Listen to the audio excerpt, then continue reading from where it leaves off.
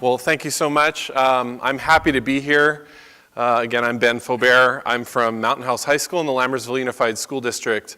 And I'm going to talk to you a little bit just about the experience that I've had and that we've had as a district in implementing a whole lot of these new educational practices in Mountain House High School, we've been able to do it where we are.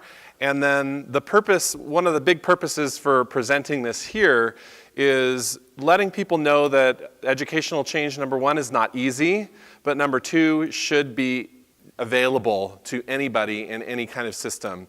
Educational change is not always easy, and so I want to show some of the things that we've done, share some of our failures and successes, and talk a little bit about what we've done. Just by way of introduction, for Mountain House High School specifically, this is a picture of our beautiful school. That's just the front. It's like a dream, right? When we first started building Mountain House High School, I was a little overwhelmed once we started seeing the structure grow up with all the steel, and then when the face went on the school. It's nice to be in a nice new facility. There's something to be said about physical environment and how students respond to that. But from the very beginning, we wanted Mountain House High School to be a traditional high school, but a new kind of traditional high school. And we wanted to be a place where we establish a vision for the future of education. That we didn't just do what all the other good schools were doing, that we really looked at the research around what works in schools and what should be working in schools, and then design a vision, mission, culture, and instructional methodology, and everything that the school should be. So in order to break out of that old factory style of education, we dug deep. At the time, let me give you some background about Mountain House. We're a master planned community, which means before our community started being built, it was dairy farms. There was nothing there. And so we started building a little bit before the economic downturn. By the time my family and I moved to Mountain House with 3 children at the time, there was 2 K-8 schools and it was an elementary school district. And then the great economic downturn and crash of 2007, 2008 happened. And if any of you watch national news, we showed up on there as the town with the most underwater mortgages in the entire United States. And so things did not look good for this new master plan community with a plan of having K-8 schools in walkable communities all over Mountain House, and then a high school as a centerpiece of the educational atmosphere there. But in the middle of that, I was at the time a member of the school board. We were designing new educational environments. I was starting my doctoral work at St. Mary's College in Moraga. I was reading a lot of things about new educational opportunities, new ways to blend the learning environment with technology as opposed to just implementing technology in the classroom. And so we decided as an elementary school district that it was time to unify in the middle of an economic crisis. We did so, and we were successful in doing that. And when we did, we worked together on building a vision of 21st century learning, a 21st century learning high school with blended learning and one-to-one devices as the core. So I resigned my position on the board after we couldn't find anybody who was experienced with blended learning, and I had not been experienced in blended learning either, but I knew all these things were supposed to work. We had read a lot of research, and I'll go through some of that research that we found. So the board and the superintendent and I and the entire community got to work planning this wonderful high school that when it's done, we're finally finishing our final phase in December, will be a $142 million facility with just about every amenity you could ever dream of, and a really beautiful campus. I welcome you to come visit us anytime you want. So before I go on, I just want to kind of couch what I'm going to talk about. There's kind of 3 main areas that I'm going to talk about today. I want to engage you in an explanation of this experience and how the Mountain House High School supports students, what the guiding principles are and the instructional environment are, the academic program and the grading philosophy, And then I'll talk a little bit about culture and leadership leading into developing this program. I'll talk a little bit about the actual programs too, because that's what most people are really interested in.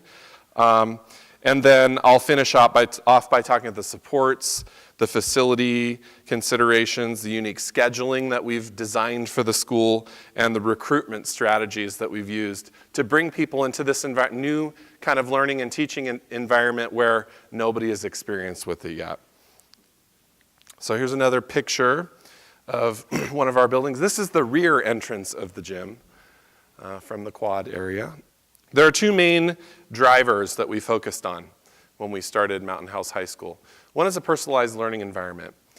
Blended learning, we went with the definition of blended learning from the Clayton Christensen Institute for Disruptive Innovation. And he calls it, I want to be exact here.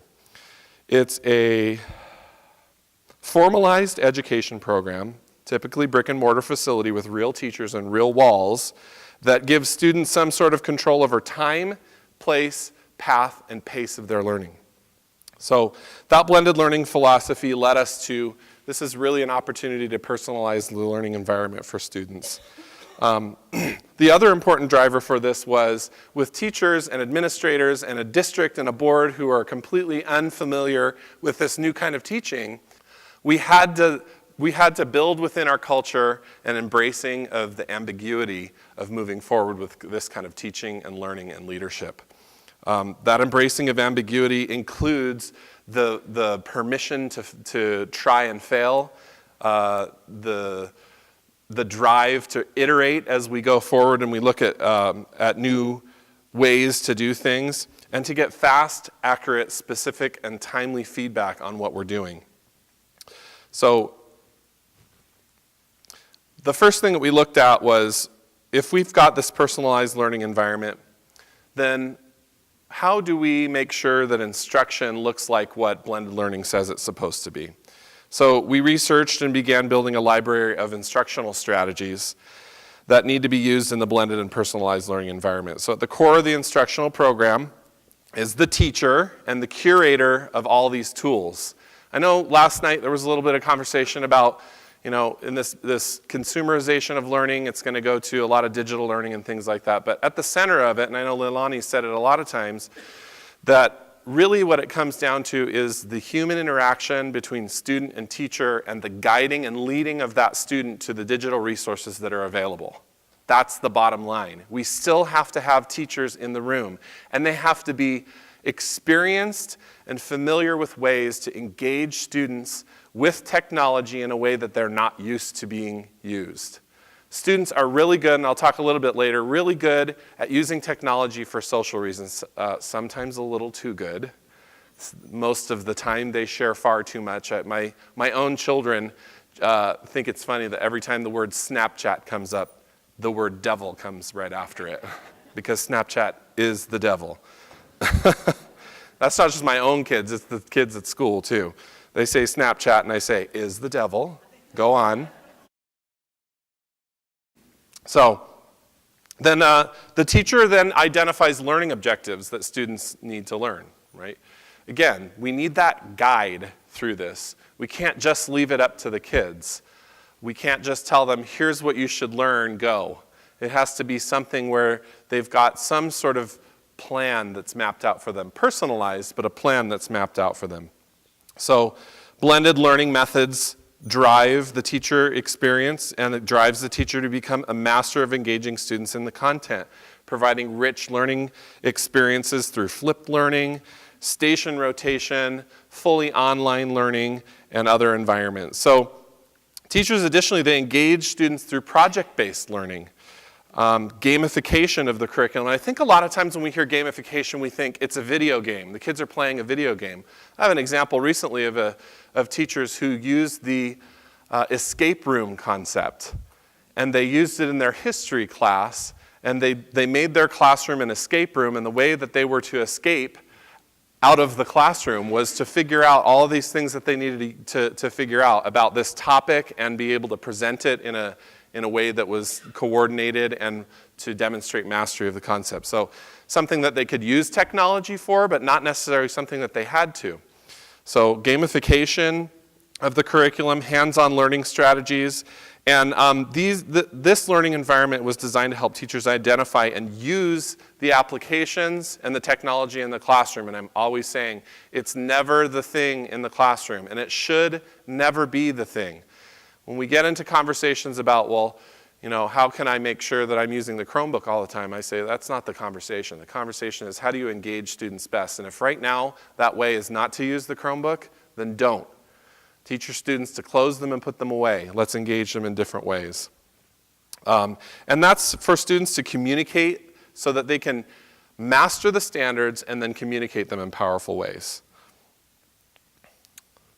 So some of those, I'm still giving kind of a general overview. I'll give you some more specifics a little bit in the next slide. But some of the places we went as we designed these learning environments before we opened, these are some of the places that we went. ISTE, iNACOL, the 21st Century Partnership for 21st Century Learning. Clayton Christensen Institute is great. They've got tons of books on disrupting class and blended learning and the strategies used.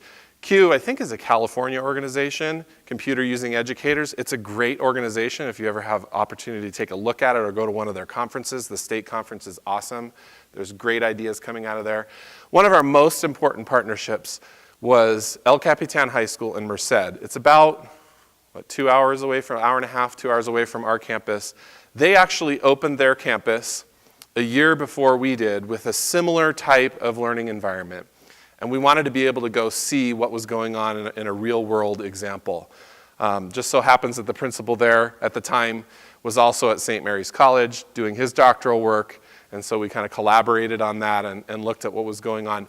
We took our teacher leaders there, administrators, and we went and learned, what are you doing there at El Capitan High School? That's a great thing. It's a very important thing to do when looking at making changes in the educational environment, is to partner. We kind of call them our sister school and use them a lot to bounce ideas off of. And I suggest that you do so as well as you look at educational change. So let me give you some examples of programs that have been developed both at the beginning and as we move forward in our educational environment that help to personalize the learning atmosphere, that we use technology for, that we blend the learning environment. So the first one is our alternative education program. We found, just like in any school, we're not perfect. Not every kid is moving along as they should.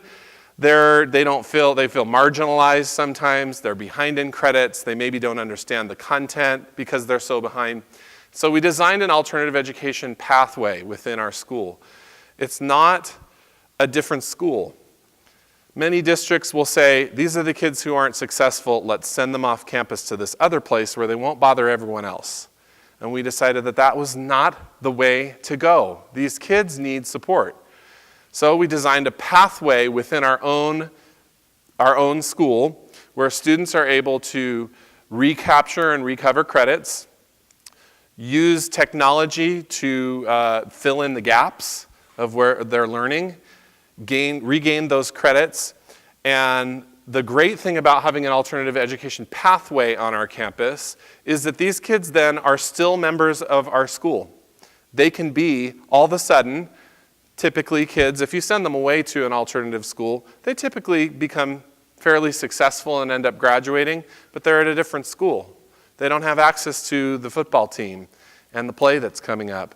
As soon as they get in our alternative education program and start making progress on their own terms in their own time, they become eligible to then participate in the traditional American high school experience and be on the football team, the basketball team, join the marching band, play basketball, which I never did, by the way. So that's one of our programs. Another program that we have, again, is another pathway that's on our campus, and it's the Mustang Online pathway. We launched that this year. We're starting small. We have 40 students this year. This is a program where students are able to take fully online courses. Through the courseware that we purchased, we use Edgenuity as our product. And students engage in college prep coursework and work through school much as they would face-to-face, only in a self-paced environment. Albeit, we've got to make sure they're on track, But students come to this program in a number of different ways. We have a couple of students who are just super motivated and want to get out of high school. One student in particular I can think of is a senior this year. At the end of last year, she was like, I'm so happy we have this program. I want to be done in December. I'm going to go to Idaho State University in the winter. And she's applying right now to go to Idaho State University and will be finishing and graduating from our campus in December. All of her entire senior year in a half of a year. Other students in this pathway, we're recapturing those students who have left us. We're seeing it all across the nation. They have choice. It's the consumerization of education. They can go to the online charter school or the charter school across town, or they can even, in some places, choose a different environment. In our district, our agreement is if there's a program at another high school that we don't offer, we can let you go to the other district where our students used to feed into. So we had to find ways to say, look, how do we make sure we personalize this and attract people back to our own environment? So we have students in that pathway, and we've recaptured also kids who have gone, who are homeschooling with their parents, kids who are at charter schools, kids who want to work during the day. That's a couple of kids did that as we piloted with 2 or 3 students last year in our alt ed program. They decided to go fully online and held a job during the day when most teenagers can't work, and they did their work at night. They preferred to do it that way. Another one of our programs is our early college pathway. Students at our high school, in connection with San Joaquin Delta College, which is, they have a satellite campus 2 blocks from our school. They take classes at Mountain House High School and classes at San Joaquin Delta College starting in their freshman year. They take 2 courses a semester and 2 courses each summer. And at the end of their senior year, they graduate with a high school diploma and an AA or an AS. Then they transfer from there to be juniors in the California state system. They finish college in 2 years after they're done with high school. So they're accelerating their learning. They're given opportunities, and I'll talk a little bit more about our Bell schedule and the opportunities that they have within that Bell schedule to do extra things on top of what they're already doing with their AA or their AS. But it's an awesome program. We currently have 3 cohorts in that. Our first cohort will graduate next year with 32 students who have a high school diploma and an AA. So those are some of the programs that we've got. The last part of this, of the build-up of the instructional programs is our Mountain House High School mastery-based learning and grading. I'd encourage you, if you're interested more in this, our website has tons of resources. If you go to the Mountain House High School website, and it'll flash up again at the end, on the right-hand side of the page is a bunch of different instructional initiatives that we're running, and one of them is this mastery-based classroom. We use the work of Douglas Reeves, Dr. Douglas Reeves, educational researcher, has written tons of books. One of the most important books we're using right now is Effective Grading Practices, and he talks about the myth of the 0, the way that we punish students more when they don't do the work, the march towards rubric grading, and the importance of determining mastery of standards. So one big thing as a parent that has always baffled me is mastery-based grading. Why isn't it working? Why do we not understand it? So we took a look at what really is homework and what really is mastery assessments. And then we matched our grading policies school-wide. So this is a school-wide policy. Many high schools, we all know high school teachers like to be very individual, and sometimes even classroom to classroom in the same department will have different grading policies. Well, we took a different look at this. The whole school needs to have the same thing.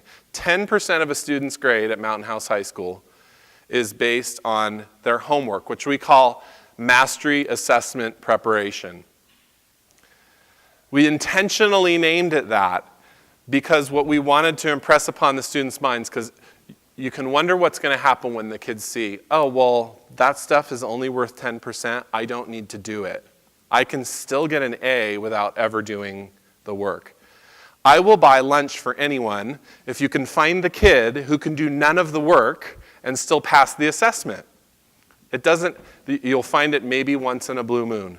But for the most part, if the teachers are assigning specific practice towards mastery of the standards, that 10% is going to be essential and will exactly match the grade that they get on the mastery assessment. So the 90% of their grade is based on mastery assessment. We're sure at Mountain House High School, 100% sure, that when a kid gets an A or a B, or A, B, or C, or whatever it is that they get, that they are getting that because of their mastery of the concepts that the teacher has asked them to master.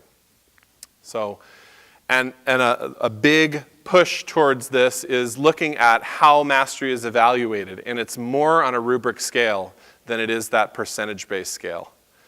It's identifying very clearly for students what the expectation is on the assessment. And an assessment can be a number of different things. It's not just, I say assessment and most people think it's the test.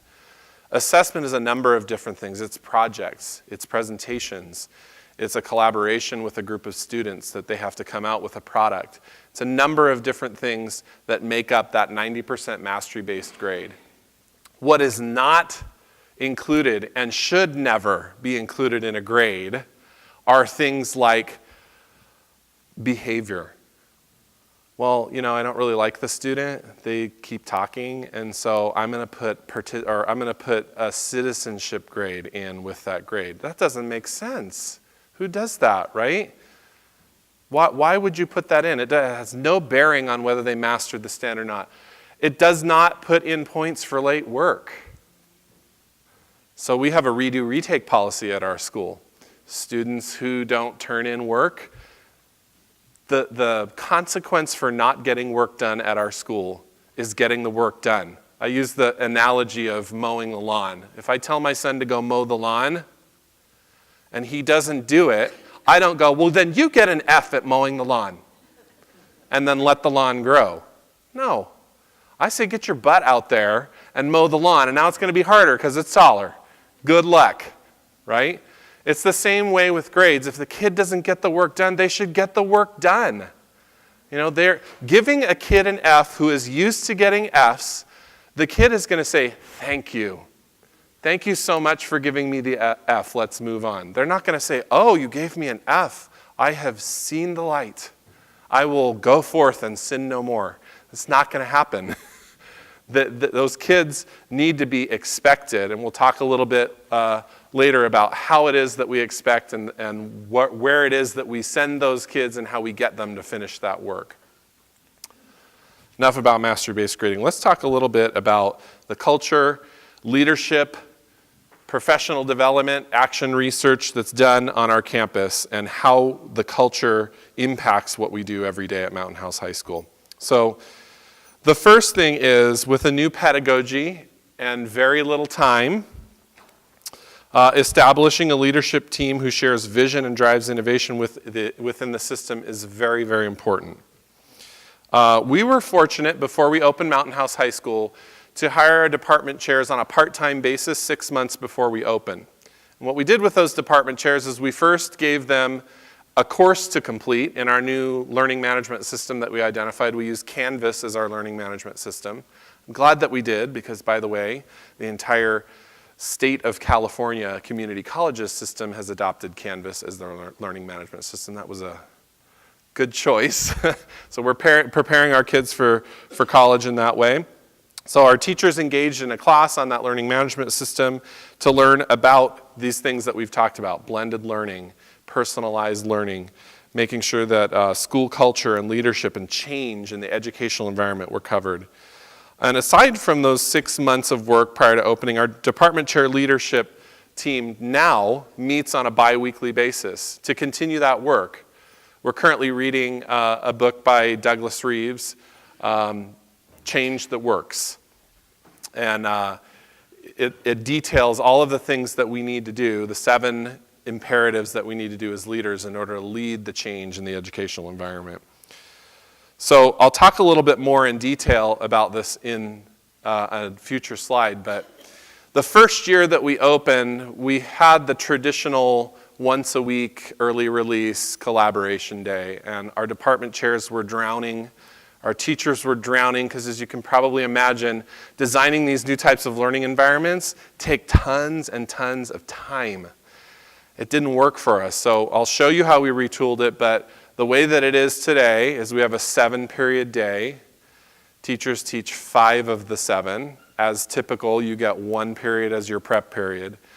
But then there's a period every day that every department has all of their teachers released every day for an entire period to collaborate. Every day.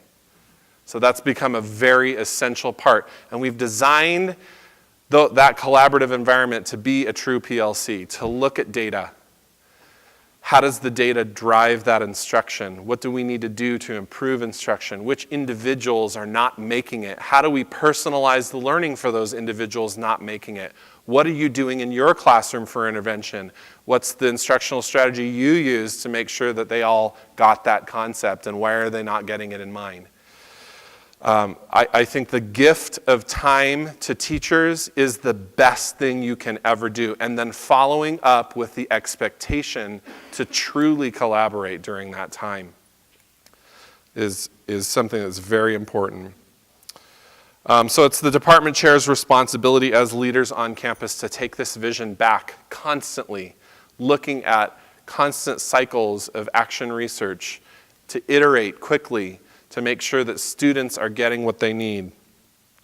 The idea of collaboration or co-laboring with fellow teachers to do those things is much different than a common planning time. And I'll tell you right now, we're not perfect. I sometimes walk into a collaboration time and they're all sitting around looking at a calendar, talking about which lesson's going to be taught next. And we quickly go back to our leadership training that we're going and thinking about, have you talked about the success of students today? What are we doing in collaboration in our co-laboring time to talk about the students and how better we can engage them? Additionally, we have time on a biweekly basis, and also on an early release basis 12 times a year to get together with our faculty. So our faculty meetings are biweekly, and they're not your mama's faculty meetings where the principal gets up and reads off a list of things that could have been sent out in an email. Right? We have an agenda that's sent out before, and there's a block of information that I don't talk about at all, and I say, any questions about the information? Okay, let's get to work. Let's talk about what you're doing. Let's talk about what you're doing in your department with centers. Let's talk about what you're doing with gamification. Let's get together and talk about our accreditation process that we're going through, and talk about the things that are going well and the plans that we have for our future. So this is probably the hardest part about it all, is the hiring process and finding the right teachers for what it is that we're doing. There are no programs out there that are wholly creating or preparing teachers to teach an environment like Mountain House High School and like what you all want your schools to look like. It's just not happening yet. And so we've had to do a couple of things to both identify the right teachers, and then the next slide will be, what are we doing with those teachers when we hire them? So first of all, what we did when we first hired teachers that first year is when they applied, we sent them a welcome email and we said, thank you so much. This is going to be a great school, great experience for you. Here is all the stuff about us. We sent them videos, information, our mission and values that our leadership team had worked on. And then they had to respond back to us with a video of them teaching something in that way, or with a lesson plan or an explanation of something that they did that was right alongside this personalization of learning. And then we invited them for interviews. We, for the past 2 years, our district has run a recruitment fair, and that's what you see up there. Very early, I believe this last year it was in January. As you know, there's a nationwide teacher shortage. California is no stranger to that. So we're identifying teachers very early and talking to them about the kinds of expectations they should see when they come. And then educating the candidates themselves, not just the hires, but the candidates as to what is going on, and asking questions during the hiring process to tease out whether they have the mindset and the skill set needed in the change environment. So it's not so important that they already know how to do this, but it's very important that they are able and willing to go with us on this ride. So some of the things that we do in professional development with our teachers is, again, we hired our department chairs 6 months in advance. We gave them an online course. All of our new teachers, we modified that course over the last couple of years, and we send that online course to them and say, congratulations, you're hired, now go to work. Here's an online course, learn about blended learning, about our learning management system, about the methodologies and the culture of our school. And then there's ongoing professional development, and a lot of times it's geared towards what teachers want. We worked together starting a couple of years ago with professional development sessions that were offered by our own teachers. We had teachers preparing the things that they wanted to, and then we offered a menu option of things that teachers can go to during the professional development sessions. And some of our professional development is done that way during the school year now.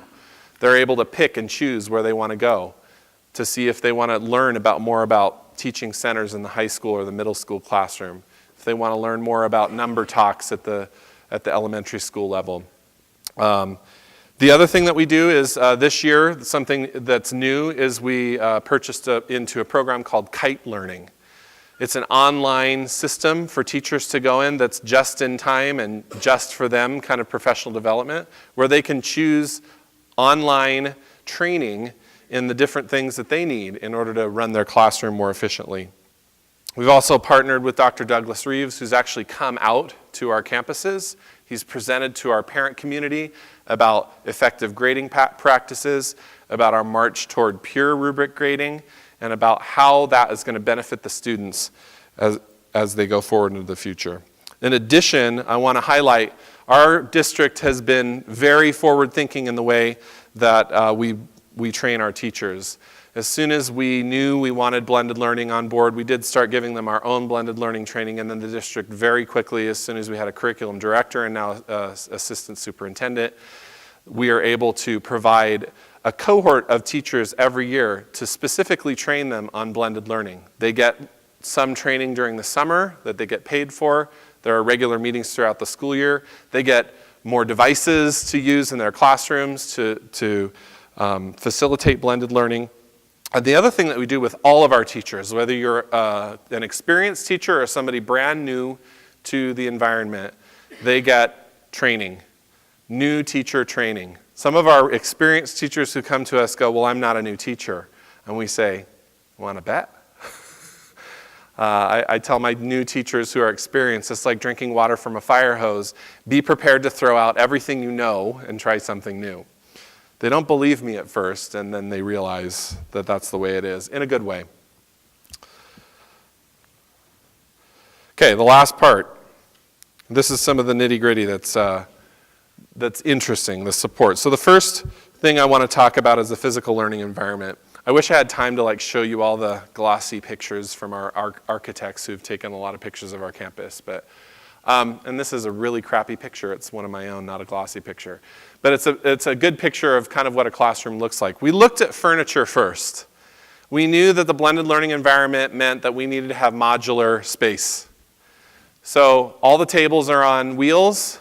All those tables actually have a little lever underneath that can be pulled and folded up flat so you can push them all against the wall or put them out into the hallway so that your whole class can be used without tables. The chairs are all on wheels, and then the technology in the classroom. So you'll see that there is a short throw LCD projector there, and that's an interactive LCD projector. Not a smart board, because smart boards you can't write on the board, but it goes directly onto the board, and there's a pen that goes with it just like a smart board, and teachers can use that to interact with what's going on the screen. There's also a speaker system in the room, kind of like what Lightspeed was talking about.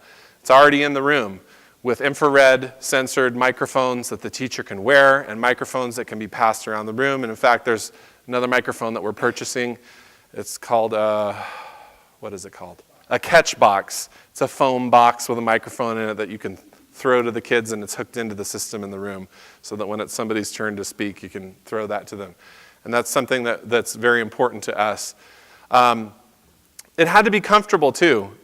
If you ever sat in our chairs, the one thing that when we bring teachers to our campus for professional development, because we're the largest site in the district, they sit on the chairs and I'm constantly hearing, these are the most comfortable chairs. They are, they're very comfortable. The backs kind of recline when you sit in them, and so the kids can't like lean back in the chair. So it's a really comfortable environment as well.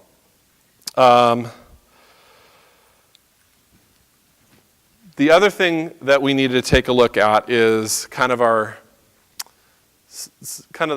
it goes a little bit along with the finances. What did we need in order to institute this environment? We knew we needed curriculum. We knew we needed some programs to use, and we wanted to go as much as possible because we went one-to-one Chromebooks. You'll see the Chromebook up there. That's the device that we decided, and bring your own device. And so we wanted to make sure that it was a device-agnostic environment as well. While we do give all of our students Chromebooks, they often bring their own as well. So we took a look at, first, the software. I mentioned that we use Canvas as our learning management system. Canvas is a great learning management system.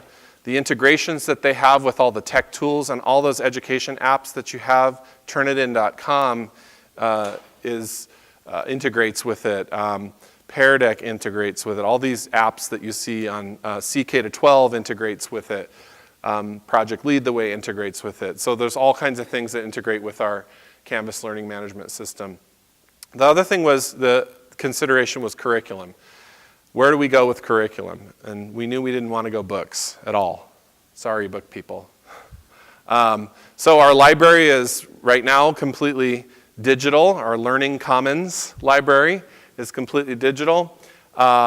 We use CK-12 for our science classes.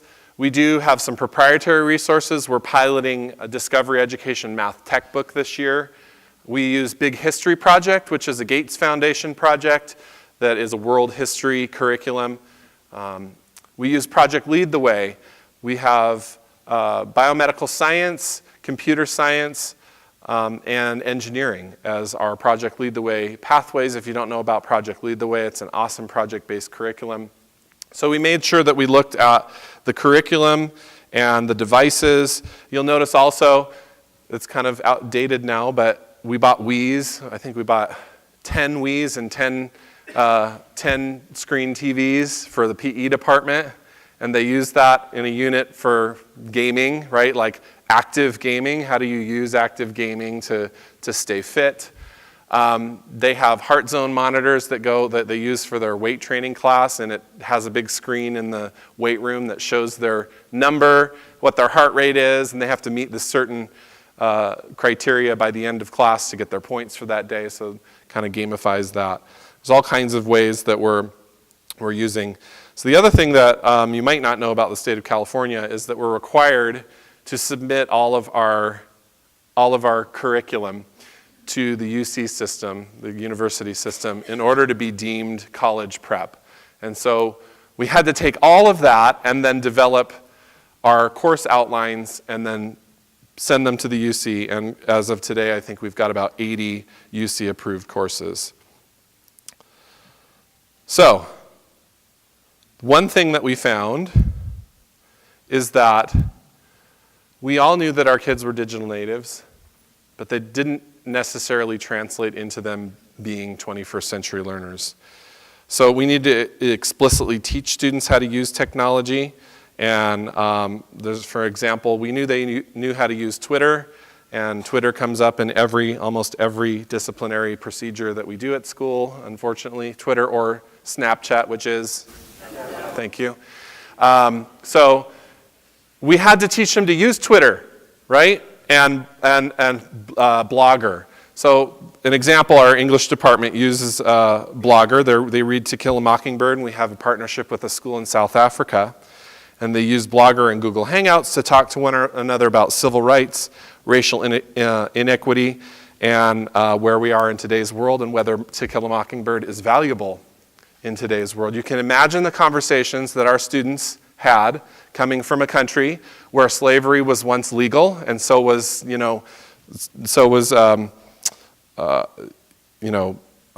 the word I'm looking for? Segregation was legal, I'm sorry. I wrote it down on purpose because I knew I was going to forget the word.